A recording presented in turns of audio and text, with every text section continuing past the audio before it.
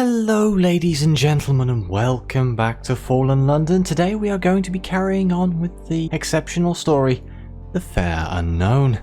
In the last episode we made our way to the Once Wood, through a bath mirror, and we are about to enroll in a tournament that's going to be interesting. Reynard curses as Thomas steers his wolf away through the crowds. He's never forgiven me for what happened. Wanted me to retire well before I was injured. He shakes his head. He called me stubborn, if you can believe it. Come on, let's find this King of Arms chap. It doesn't take long. The tent is where the marshal pointed, blue and unadorned. Inside, a small red tower awaits. A door opens in greeting as you approach. It seems this tower is the King of Arms. You can choose our heraldry. How else will you be identified whilst on the lists?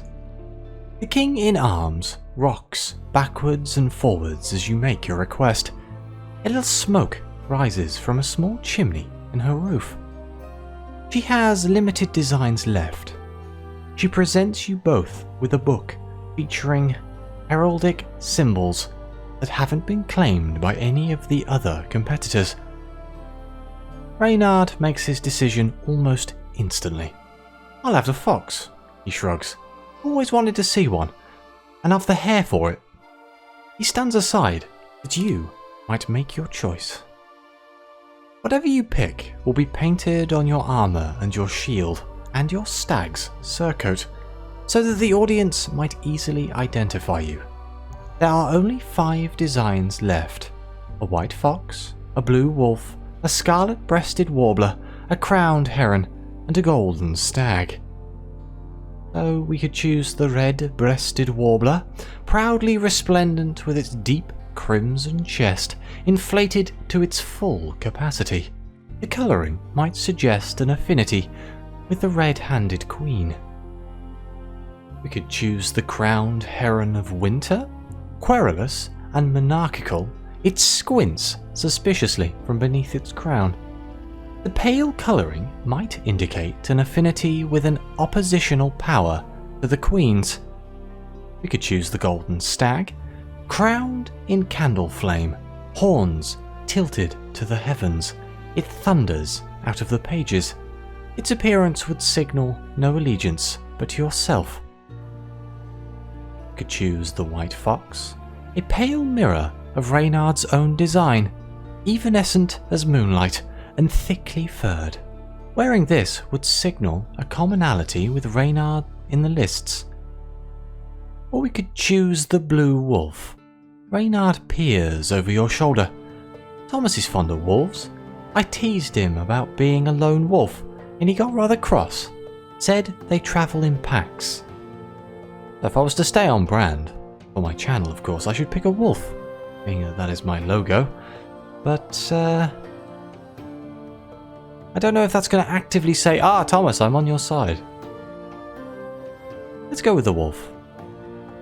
The King in Arms sounds an exasperated trumpet from an upper balcony. Well, you'll match the other one, she allows. She dismisses you, telling you to return in an hour. Reynard leads you to a stand selling sweet sherbets. Thomas never lets me indulge my sweet tooth, he says, with a wry smile. Always worrying about my health.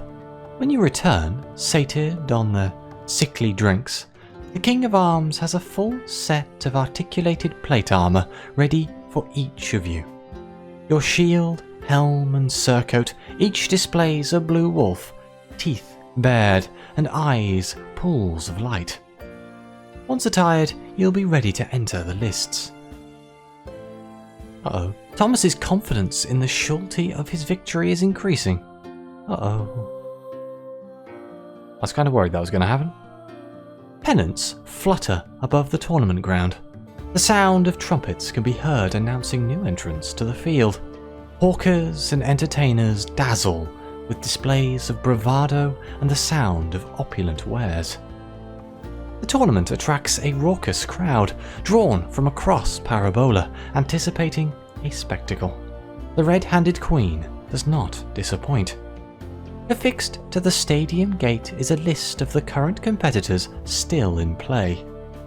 The roll begins with the broken knight of the marigold, the saint of the lily-mire, the monk of Saint Tresegor, Siegfried of the Clerestory, the droplet of the writhing river, the prince of roses, the sable cardinal, the smouldering herald, the banded prince's heir, the dame of the seventh wake, the pallid castellan, Jenny Smith of the Flowerdene market, the would-be satrap, the exiled rose, the laughing prince, the midnight, the blistered boil, a vengeful dream from the beggar's wake, the carmine condottieri's reflection, the banded prince's least favourite relative, the termagant of violets, the haunted magician, the knight of all scarlet, the harlequin in sable and samite, the purse boil of perfidies,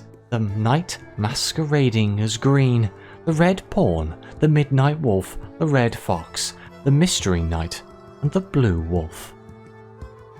That took some doing, reading all of that. Okay, so we can learn the rules of the tourney. You've been given lances, spurs, armour, helmet, and, grudgingly, a saddle. But no one has explained what it is you're actually supposed to be doing. The Knight Marshal gives you a weary explanation. If you wish to advance in the tourney, you must joust. To joust, you must enter the lists.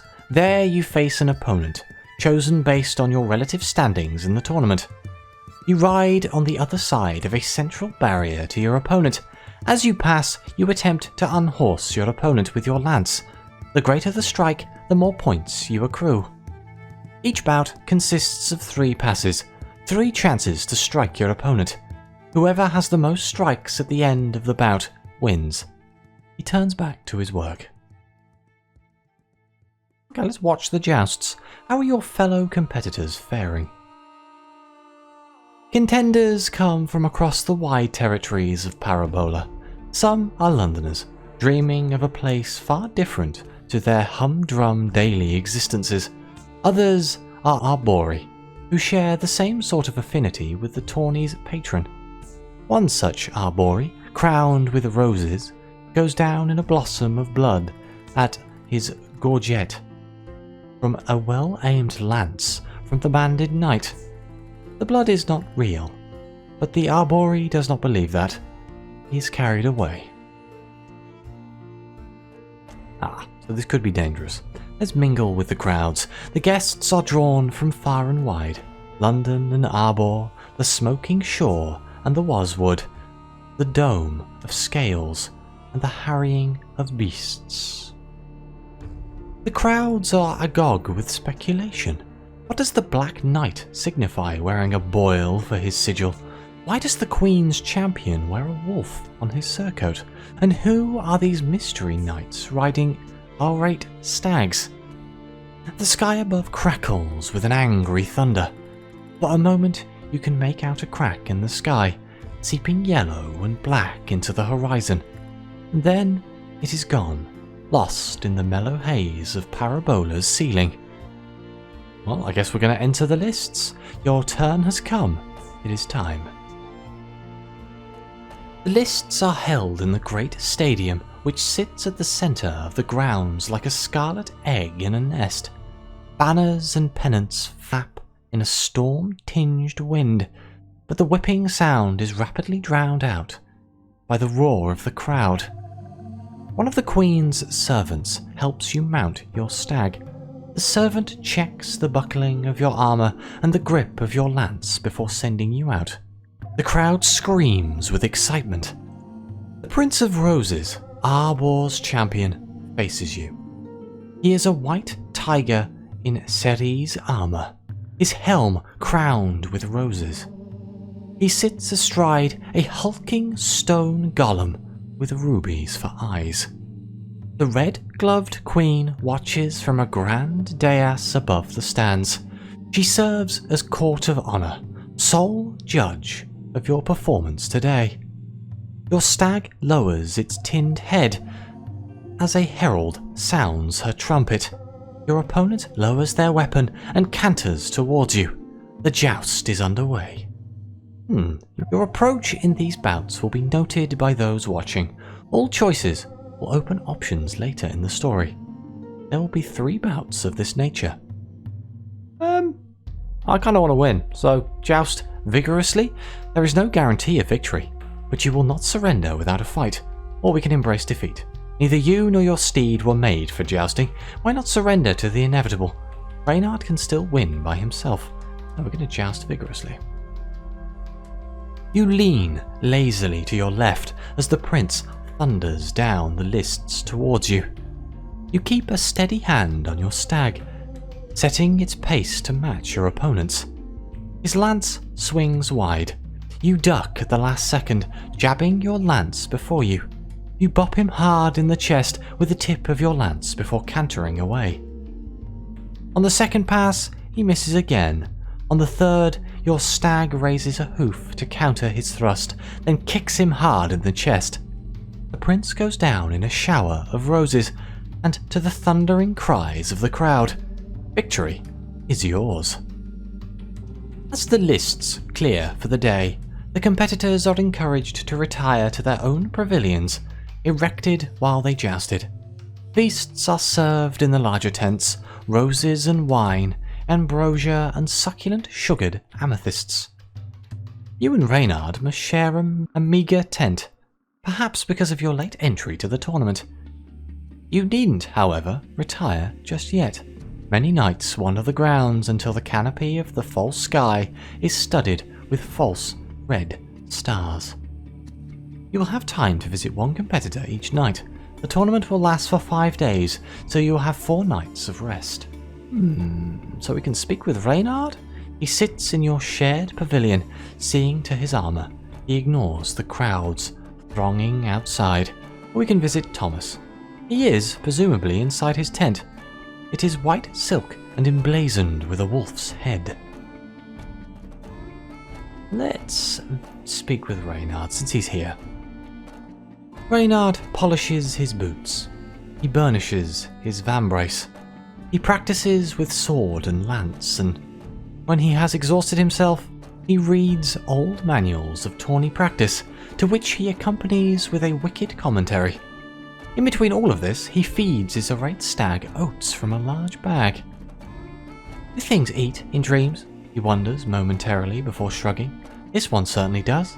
Greedy thing. He supplies more oats.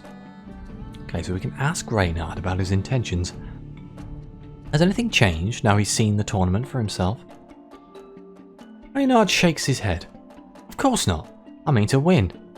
Win and accept whatever boon the Queen grants. He looks briefly pained. Following which, I imagine there'll be a wretchedly difficult conversation, since this will involve knocking Thomas out of the running. I can only hope it doesn't end our relationship. He shakes his head. But since I love him, I must protect him from destroying himself trying to save me. He pats you on the shoulder. You're not having doubts, are you? With our stags, how can we not reach the final bout? Makes sense. That we could encourage Reynard, despite the bravado something is bothering. He has polished his vambrace 7 times now. We could discourage him. Beneath the polished surface of his breastplate, his confidence is dented. A little pressure might buckle it. We can learn his strategy, study Reynard's technique, learn his temperament. This may be of use to you in the lists. Let's learn his strategy. I feel like that might actually be useful. Reynard leaps to his feet at the thought of further practice.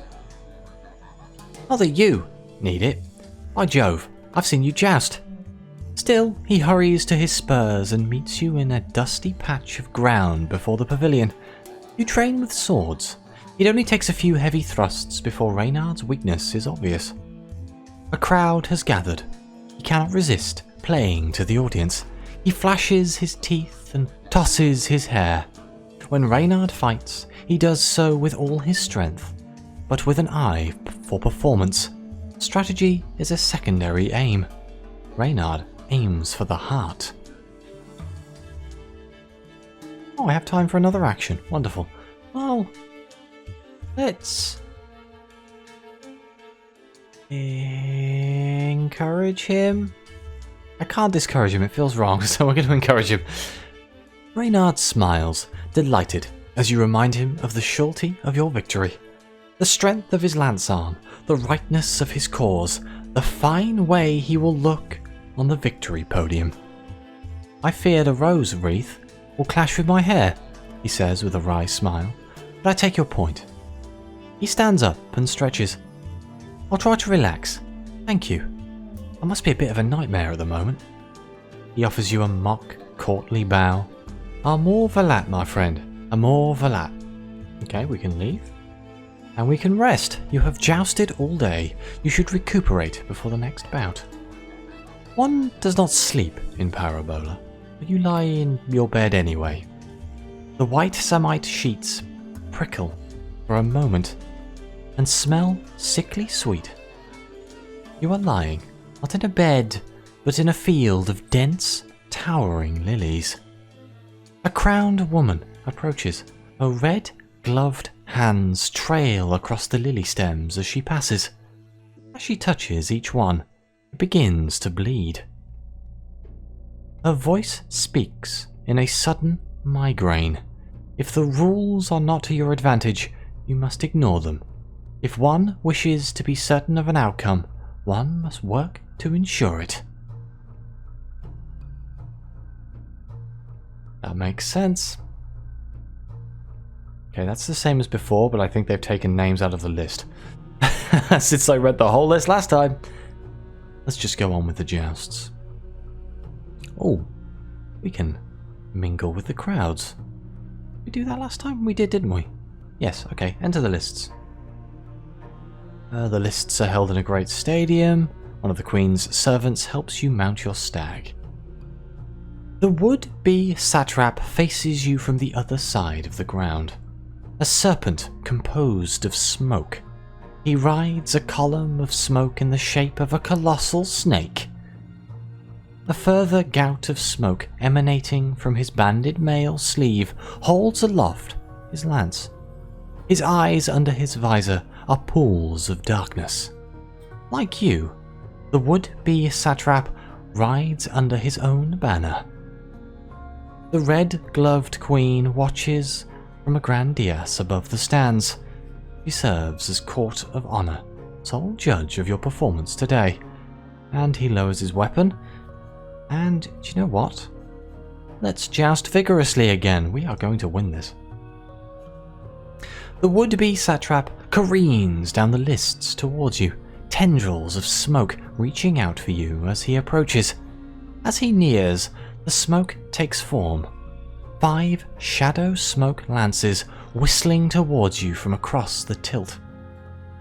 You dig your spurs into your stag. It leaps, mouth wide. It bites the first smoky lance as it emerges, capturing it. The satrap flails, but cannot free it. He is forced to concede the lance and ride on by. Disoriented, the satrap fails to counter your strikes on the next 2 laps. Though his lances number 3 times your own, you take the victory. Okay, so we're at the end again, so let's go meet Thomas. We spoke to Reynard yesterday, let's visit Thomas. He is presumably inside his tent. Thomas's pavilion is lit with dozens of grey candles that dimly relieve the gloom. They illuminate a panoply of medical journals and texts, scrawled notebooks and half-drunk goblets of wine. In the midst of this chaos, Thomas stands and practices with a sword, thrust and parry, feint and counterfeint. Sweat beads on his pale brow. He looks exhausted. A manual from the antiquarian lies open at his feet. Let's ask about his intentions. Reynard believes he knows why Thomas jousts. Is he right? Thomas regards you with a long stare. My Reynard will die of his injury and will not return. There is no cure for the wound in his chest. He has concealed its extremity from you, or you would understand why I must do this. He shows you a page in one of his journals. is a brief list of known saints of hell and their habitations. The diagrams are unpleasant. Reynard found one of these in the Prick-Finger Wastes. He worries that I tarry with monsters on his behalf. Perhaps he should have considered that before seeking them out first. We can persuade Thomas to spar with us. Learning his strategy could be useful. Should either you or Reynard need to fight him in the lists, you can sell it to him as helpful practice. So let's do that. Thomas hefts his practice sword from the pavilion floor. All right then, he says, swinging the sword before him in a series of sharp motions. Let's see how good my Reynard's choice in companion is. Thomas's approach is single-minded and merciless. He attacks and attacks, forcing you back ever towards the tense, silken wall. He aims carefully, focusing the blade on artery or tendon. It takes all your skill to push him back, and it is then that you observe his weakness. Thomas pays scant attention to his own preservation. In the moments between blows, his defenses are low, as though he cares only for the next strike. So now I have to make a choice. Do I want to encourage Thomas, or do I want to discourage Thomas? I encouraged Reynard, which makes me think that the right choice here would be to discourage Thomas. Of course, I could also instruct Thomas in Reynard's strategy. But even the odds. Do I want the odds to be even? That's the question. Let's just go with encourage. We're going to keep them even for now. You express your support for Thomas, who raises his eyebrows in surprise. Normally Reynard commands more loyalty than this, he says, sounding only a little resentful. But I hope that you can see I'm doing this for love. I don't want him hurting himself or overexerting himself, only to inflict a deeper wound on me when that wound of his kills him. He pours you a goblet of wine. It is rich and smoky, and red as the blood spilled in the lists. I am a doctor. I do not abandon my patients, even ones as reckless as him. He drinks to your health, and to Reynard's. We can leave. We can rest. You lay on your pallet and feeling the throb of your aching muscles. A man, not Reynard, is in the room with you. He is a mystery knight. His face is covered by a battered helmet, his pale armour lacking all sign of heraldry or allegiance. You are not in your pavilion. There is a fire in the hearth, swords over a mantelpiece, a stag's head on a wall. Turrets are visible through an arched window. The knight approaches with a sponge. Through his visor you catch a glimpse of his eyes, deep and wintry blue. He tends to your wounds. We must do what we can, what our roles require of us, and no more. Keep to your allotted place. Be no more than it allows.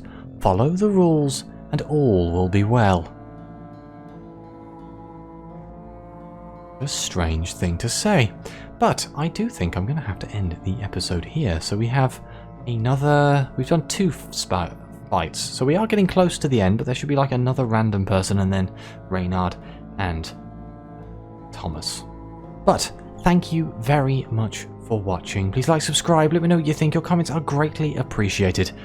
And as always, I'll see you next time.